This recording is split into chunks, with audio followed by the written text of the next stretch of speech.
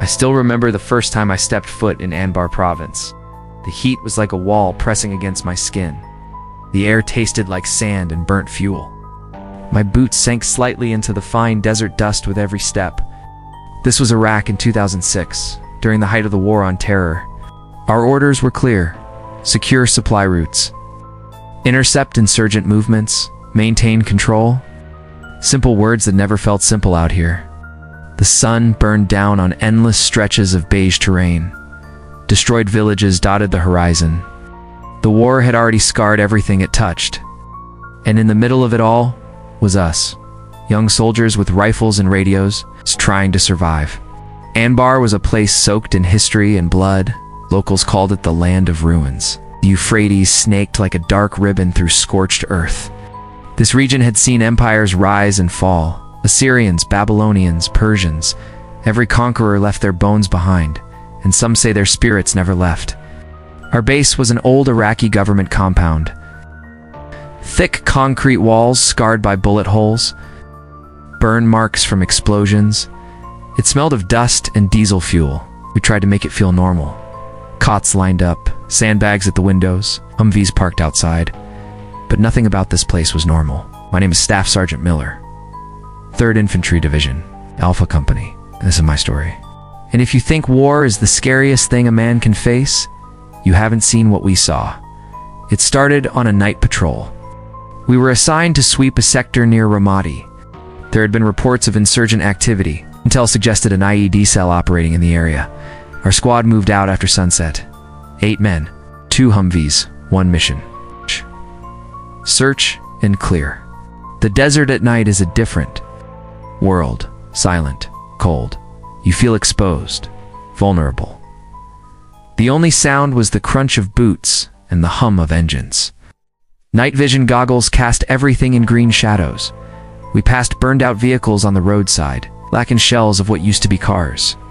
Sometimes you'd see bone fragments mixed with the rubble. That's Iraq. Our destination was an abandoned palace from the Saddam era. Locals said insurgents had been using it as a safe house. We approached slow and quiet. Palace loomed like a ghost against the horizon. Broken windows, crumbling walls. A monument to power long gone. Inside, the air was heavy. It smelled like mold and something metallic. Blood, maybe. Our flashlights swept across cracked tiles and shattered chandeliers. The place was empty. Or at least, it should have been. That's when it happened. Private Harris was the first to hear it. A whisper, faint but clear. A voice saying something in Arabic. We froze. Calm stayed silent. I signaled for everyone to hold position. Then it came again, louder this time. A whisper that seemed to echo from every direction. We cleared room after room. Nothing. No insurgents. No movement. Just dust and silence. But the whispers didn't stop. They followed us. Sometimes they sounded like prayers. Sometimes like laughter. Cold. Mocking. Harris swore he saw a shadow move across the hallway. I checked. Nothing there. But my gut told me something was wrong. Something we couldn't fight with rifles and grenades. When we finally exfiltrated, no one spoke on the ride back. The whispers were gone, but the feeling stayed, like something had followed us. Watching, waiting. That was the first time, but not the last. The second incident came 2 weeks later, different sector. Same nightmare. Another US squad went missing during a routine sweep near Fallujah. No radio contact for hours. No tracker pings. They were just gone. Command launched a search and rescue op. Our platoon got the call. We rolled out at 0300 hours. Convoy of 4 Humvees. I was lead vehicle. Night was cold and clear. Stars sharp against the black sky.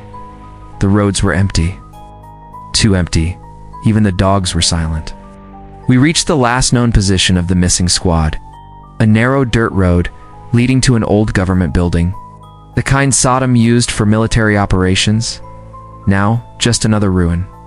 Roof half collapsed, windows blown out. It looked like something from a nightmare. We dismounted, formed a perimeter. Entered the building in 2 teams. First thing we noticed was the smell. Rotting meat mixed with burnt plastic. It hit us hard. Gag reflex hard. The rooms were trashed. Furniture overturned, bullet casings scattered across the floor, but no bodies. No blood trails, just emptiness. Like the men vanished into thin air. Then we found their gear, radios, helmets, rifles, all piled in the center of the main hall. Perfectly stacked. Like someone or something had arranged them. Specialist Carter whispered over comms. "What the hell is this?" His voice shook. I didn't answer, because I didn't know. Then we heard it, a low hum, like chanting. Coming from deep inside the building, we moved toward the sound. Weapons ready. Every step felt heavier. The chanting grew louder, rhythmic, hypnotic. We reached a basement stairwell, pitch black. The sound was coming from below. I clicked on my flashlight and led the way down. The beam cut through the darkness. Concrete walls wet with moisture.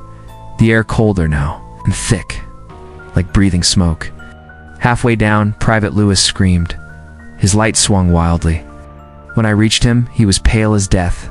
Said he saw faces in the wall, human faces, twisted, screaming. I looked. Just cracked concrete, but the cracks almost looked like mouths, eyes.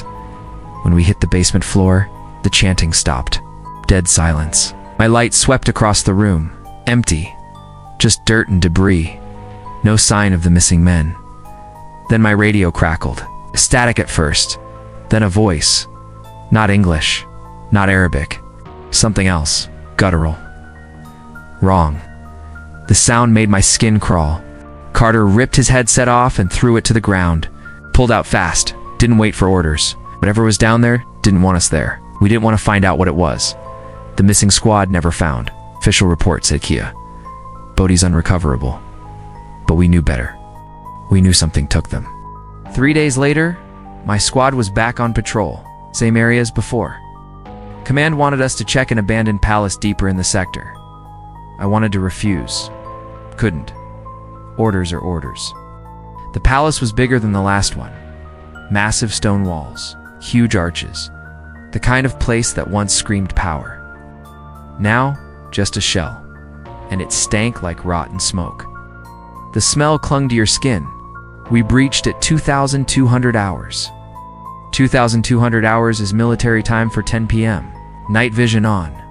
Weapons up. The halls were long and narrow. Our footsteps echoed. Every sound felt too loud.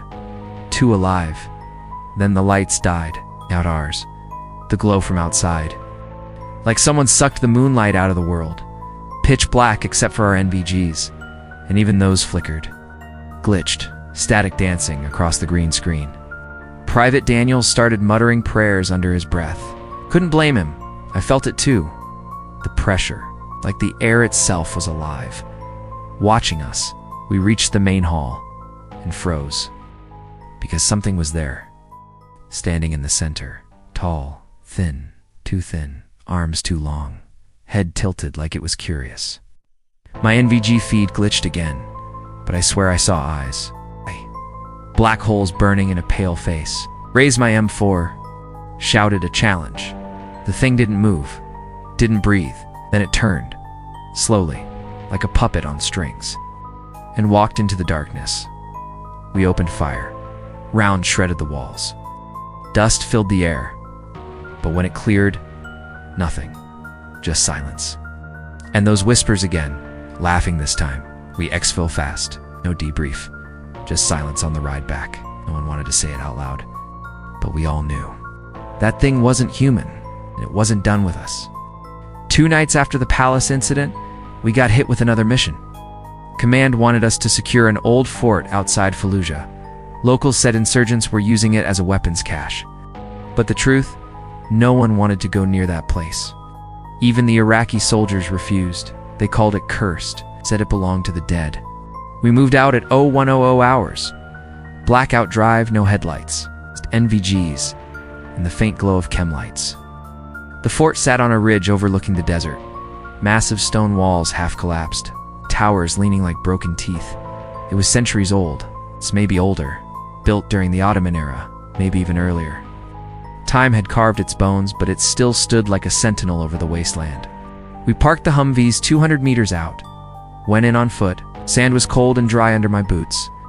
The air carried that same metallic taste I remembered from the palace. It clung to the back of my throat, made it hard to swallow.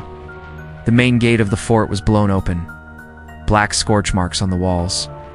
Someone had tried to destroy it, failed. Inside, the courtyard was littered with debris, rusted weapons, old helmets, bones, human bones. Some still wrapped in scraps of rotting cloth. We stepped around them like they were landmines. Our comms were quiet, too quiet. Not even the usual static, just dead air. I checked my headset. Nothing wrong, but when I tried to call in our position, no response. Carter looked at me and shook his head. Same problem. We were cut off. We split into 2 teams. My team took the east wing, long stone corridors. Ceilings low enough to scrape your helmet. The walls were covered in strange carvings, symbols I didn't recognize. Circles, spirals, figures that looked half human, half something else. I touched one, cold, wet, like the stone was sweating.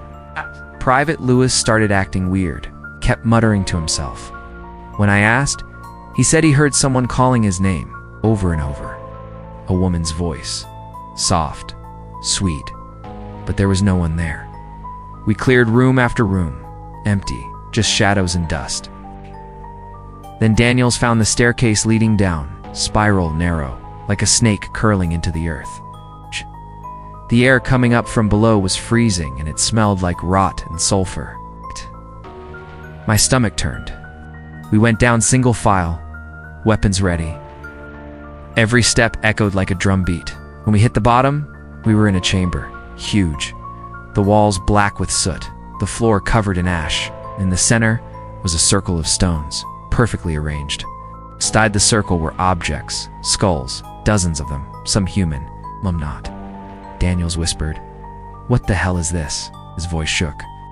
Before I could answer, the lights died. Total darkness. Our NVGs flickered, then died too. Static filled my headset. Then voices. Not one. Hundreds. Whispering, chanting, laughing, all around us. Lewis started screaming, said something was touching him. Pulling at him, we fired blindly into the dark. Muzzle flashes lighting up the chamber for split seconds. And in those flashes, I saw them. Faces. Dozens of faces, twisted, grinning, hanging in the air like smoke. I grabbed Lewis and dragged him toward the stairs. Daniels and Carter followed. The whispers grew louder, like they were inside my head, telling me to stay, to join them. My legs felt heavy, like I was walking through mud, but we kept moving. When we burst into the open air, the sound stopped, just like that. Silent desert, starry sky. Like nothing had happened, but Lewis was gone, vanished. 1 second he was behind me, the next, nothing. Not nothing, not even footprints. Not even footprints. We left that fort at dawn. Never went back. Command wrote it up as Mia during enemy contact, but we knew better. There was no enemy, not the kind you can kill. After the fort, we were broken. Not from combat, not from insurgents, but from something we couldn't understand. 3 men were gone, no bodies, no blood, just gone, and it didn't end there. On our last night in Iraq, we were packing up for rotation out. Everyone was quiet, no jokes, no small talk. Just the sound of gear being stowed and zippers closing. The desert wind howled outside the walls like a warning. Then the lights flickered. Once, twice, then out. Emergency power kicked in, bathing the room in a dim red glow. Radios crackled with static. Then a voice none of us recognized. Deep, hollow, speaking in a language that chilled me to the bone. It wasn't Arabic. It wasn't any language I'd ever heard. We froze, weapons ready. Carter whispered, "That's the same voice from the fort." His hands were shaking. Then came the smell, that same rot and sulfur stench, thick, overwhelming, like the air itself was decaying. My stomach clenched, sweat poured down my back. The temperature dropped, fast. Our breath fogged in the air, in the middle of the desert, at night. That doesn't happen, but it did. The sound started, a low hum, like chanting, faint at first, then louder, filling the whole compound. The walls vibrated, the floor trembled. It felt like the earth itself was alive. And then we saw them, the red glow of the emergency lights, shadows moving along the walls. Long, thin, twisted faces, stretched too far, eyes black and hollow. They moved without sound, without weight, like smoke. But darker. Private Daniels lost it. Opened fire. The muzzle flashes lit up the room in strobe bursts. For a second, I saw one of those things up close, inches from my face. Its mouth opened wide. Too wide, like a snake unhinging its jaw. And inside, nothing, just darkness. A darkness that felt alive. Ow. Then everything went black. When I woke up, it was morning. Sunlight streaming through broken windows. My head pounded. My mouth tasted like copper. The room was empty. My squad was gone. All of them, Carter. Daniels, everyone, their gear was there. Their rifles, their helmets. But no man. I searched every inch of that compound. Nothing, just silence and dust. When the relief convoy rolled in, they found me sitting outside, rifle across my lap, staring at the horizon. I told them what happened. They didn't believe me. Wrote it up as combat stress. Said my squad was KIA in an ambush. That's the official story. But you and I know better. What was I? I've had years to think about what we saw. I've read everything I could find. Talked to locals, even spoke to a few other veterans who saw things they can't explain. And there are theories. None of them good. Some say it was jinn, ancient spirits from Islamic folklore. Creatures of smokeless fire, said to haunt ruins and abandoned places, said to whisper lies, to lead men to their deaths. Iraq is their land, their home. We were just trespassers. Others think it's older than that, something tied to the land itself. These deserts have seen blood for thousands of years. Assyrian wars, Persian invasions, Crusaders, Mongols. Every empire spilled blood here. Maybe it left a stain, something that feeds on violence, something that woke when the bombs fell and the tanks rolled in. And then there's the darkest theory. It wasn't spirits at all. It was the land remembering. Every scream, every death, every act of cruelty burned into the soil like a scar. And sometimes those scars take shape. It's become something real, something alive. I don't know what we saw. All I know is this: war doesn't just kill the body, it kills the soul. And maybe, just maybe, some places never forget. If you're watching this, you've heard the stories. Maybe you've been there. Maybe you've seen the same shadows, heard the whispers. If you have, you're not alone. Drop your story in the comments. I want to hear it. Every detail, every nightmare. Because the world needs to know what's out there. What waits in the dark when the guns fall silent. And if you want more stories like this, make sure to hit that subscribe button. Like the video. Share it with someone who needs to know the truth. Because what happened to us out there wasn't just war. It was something worse. Something we may never escape. Stay safe. Stay sharp. And remember, the desert keeps its secrets.